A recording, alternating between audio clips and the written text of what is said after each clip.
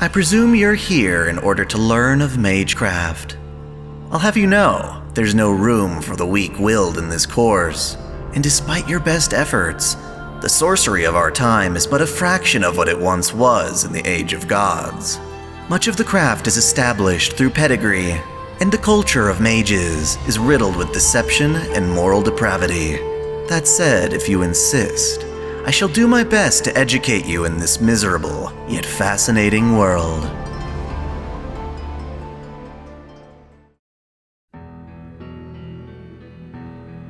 In our previous lesson, I spoke of noble phantasms, the greatest assets available to heroic spirits. Servants in general are on the outskirts of Magecraft, a phenomenon rarely available to the average mage. Nonetheless, our ability to summon servants is a testament to what mages are capable of. Following that logic, I wish to dedicate this lesson to a mage who, by being outside the norm, wound up innovating the craft despite his traditional inadequacies. Of course, I'm talking about Shirou Emiya, the adopted son of Shirou Emiya.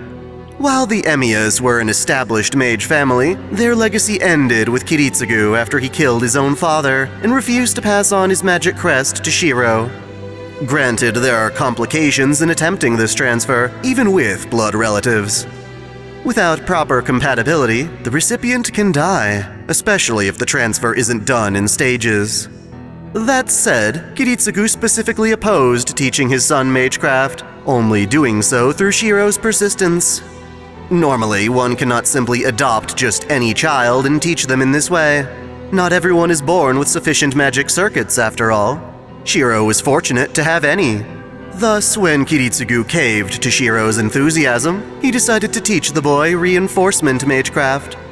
I must admit that Shirou was horribly reckless in his approach, failing to teach his son how to properly open and channel magic circuits.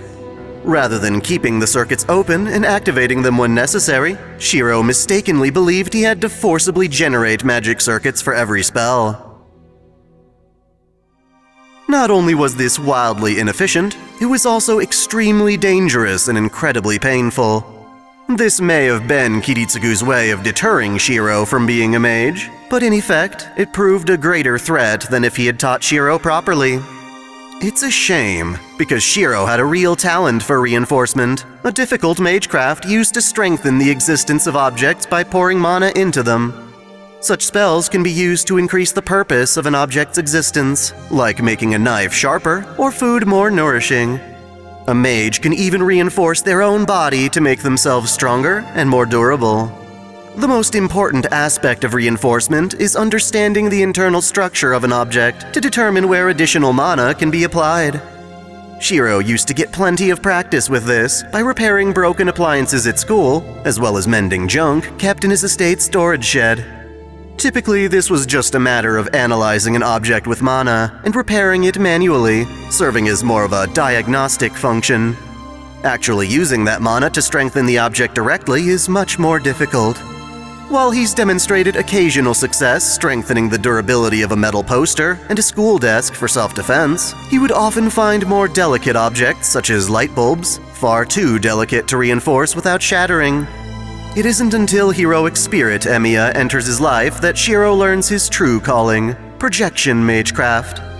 Generally speaking, projection is looked down upon by modern mages despite being a more complicated form of reinforcement. This is because projecting an object consumes a considerable amount of mana, only to produce a hollow imitation that fades with time. Its other name, gradation air, describes the concept as creating something out of nothing, out of thin air as it were, that gradually vanishes. For this reason, mages often deem it unnecessary, as it's easier and longer lasting to just construct an object with physical materials. Even if a projected object is flawlessly identical to its real counterpart, its ephemeral nature defeats the merit of this method. At the very least, this is how projection works for the average mage. Shirou is an exception to the rule, able to project and fight with weapons he's seen before. Even when they are easily shattered, Shirou can project his weapons repeatedly, and with sufficient training he can make them stronger with each use. It's to the point where Rin Tosaka, upon investigating these projections, declares that Shirou is doing something altogether more advanced than mere projection. As it turns out, Shirou's specific brand of projection is something only he can make use of. We call this variant tracing, named after Shirou's iconic declaration, "Trace on," when analyzing the structure of an object.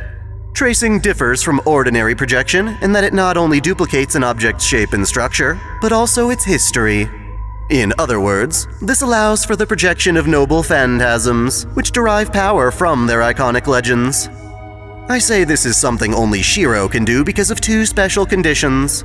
First is Shirou's origin of sword, thought to have been influenced by the presence of Avalon, the divine scabbard of Excalibur used to save him from Fuyuki's great fire. The other is, of course, his status as a heroic spirit and their interaction through temporal paradox. Recall that our world is not alone. Alternate universes exist, each with their own unique timelines. In one of these diverging times, Shirou participated in the Fifth Holy Grail War in Fuyuki, surviving the conflict and living the rest of his life as a mercenary. Aspiring to be a hero of justice like his father, Shirou traveled the world, hoping to save as many people as possible. Ultimately, however, he hit the limits of what a mere human can do, and for the chance to keep helping people in a greater capacity, Shirou pledged himself to the world, agreeing to become a counter-guardian. In other words, Shirou signed up to become a heroic spirit that the counterforce could send across history to resolve various threats to humanity. It was a matter of granting power in exchange for service. With this new power came a stronger reserve of magical energy to draw upon, allowing heroic spirit Emiya to use what is essentially his noble phantasm, unlimited blade works. Bluntly, this is a conceptualized space within Shirou's mind where he stores all his knowledge of swords and other famous weapons. It emerges as a steel manufacturing factory, dotted with thousands of different blades. It interacts with the world as a reality marble, a domain where he can call upon the Bladeworks' swords at will for hand-to-hand use, or as fired projectiles. By combining Shirou's origin and reality marble, what we have is a vast catalog of all the weapons Shirou has seen throughout his life. From just a glance, he can imitate much of their power, and even if each of his weapons is ranked lower than its original, the sheer size of his arsenal more than makes up for any one weapon being inferior.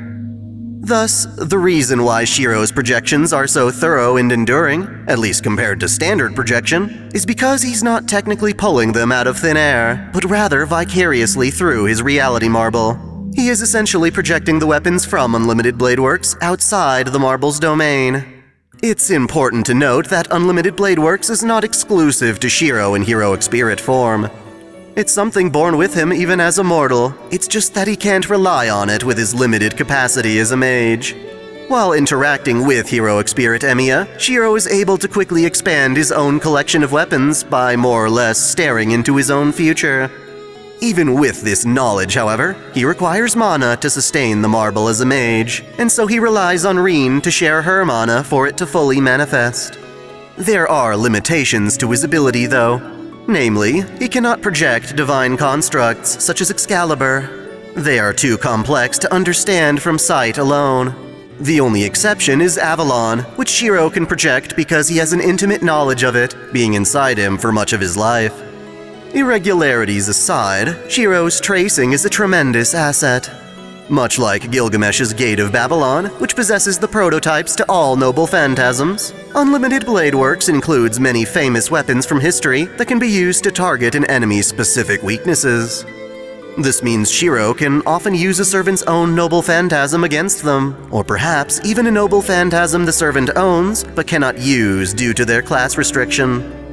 One of the most noteworthy uses of tracing can be found when Shirou, upon being shown visions of Zelrech's past and blueprints entrusted to the Tosaka family, can project the jeweled sword Zelrech for use in the Fifth Grail War. This means that Shirou can use his projection, not just for himself, but to strengthen his allies. As an aside, I want to touch upon the Moon Cell, which complicates things a bit. Along with the changes that come from a digital environment made from spiritrons, the rules of Shirou's tracing also change. Shirou's counterpart in the Moon Cell Grail War, a nameless servant who's abandoned his own identity, has an expanded repertoire that includes certain divine constructs. That said, his noble phantasm is still unable to replicate Ea. as it is by definition a weapon only Gilgamesh can wield.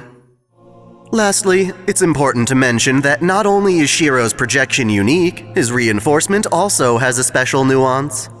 I mentioned before that reinforcement involves strengthening an object's intended purpose, but Shirou's approach allows for greater possibilities. Technically, we call his method alteration, which not only strengthens an object's current structure, but can also be used to transform that structure. Shirou has used this on occasion to both create a bow from a tree branch and repair an otherwise mutilated soccer ball. In summation, Shirou Emiya is an unorthodox mage with fortunate attributes that allow him to perform magecraft that no one else can. His origin of sword helps him discern a weapon's shape, structure, and history from a single glance. These observations are stored in his own mental landscape, Unlimited Bladeworks, which he can access with the right training and enough magical energy.